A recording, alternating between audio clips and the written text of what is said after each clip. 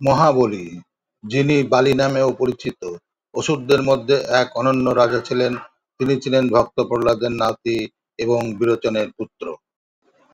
তার জীবন কাহিনী শুধুমাত্র একটি পৌরাণিক গল্প নয়, এটি ধর্ম, ভক্তি এবং ত্যাগের এক অসাধারণ দৃষ্টান্ত। মহাবলী ছিলেন অত্যন্ত শক্তিশালী, ধার্মিক এবং প্রজাদের প্রতি অত্যন্ত স্নেহশীল। তার শাসনের সময় অসুর এবং দেবতাদের মধ্যে বিবাদ চলছিল।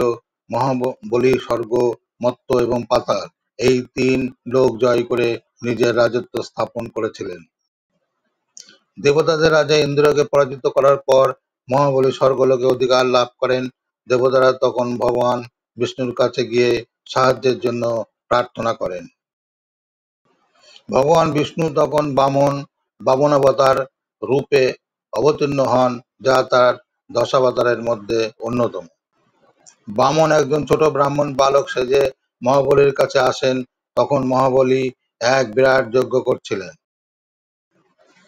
সেই যজ্ঞে তিনি প্রতিশ্রুতি দিয়েছিলেন যে তিনি যা কিছু দান করতে চান সেই অনুযায়ী তিনি দান করবেন। বামন মহাবলীর কাছে মাত্র 3 পা জমি দান চান। মহাবলী বামনের এই সামান্য অনুরোধে হাসেন। কিন্তু তার গুরু শুক্রাচার্য তাকে সতর্ক করে বলেন যে এই বামন সাধারণ কেউ নন, তিনি স্বয়ং ভগবান বিষ্ণু।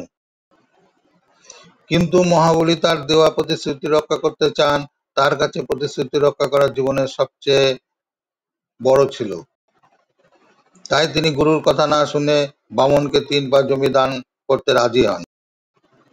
দান করার পর বামন তার আকার বৃদ্ধি করতে শুরু করেন এবং এক বিশাল রূপ ধারণ করেন। সেই রূপকে বলা হয় ত্রিবিক্রম। বামন তার প্রথম পা দিয়ে সমস্ত পৃথিবী ঢেকে ফেলেন এবং দ্বিতীয় পা দিয়ে স্বর্গলোক আবৃত করেন। তখন তৃতীয় পা রাখার জন্য আর কোনো স্থান ছিল না। মহাবলী এই পরিস্থিতিতেও বিচলিত হননি। তিনি বুঝতে পারেন যে এই বামন আর কেউ নন, স্বয়ং ভগবান বিষ্ণু।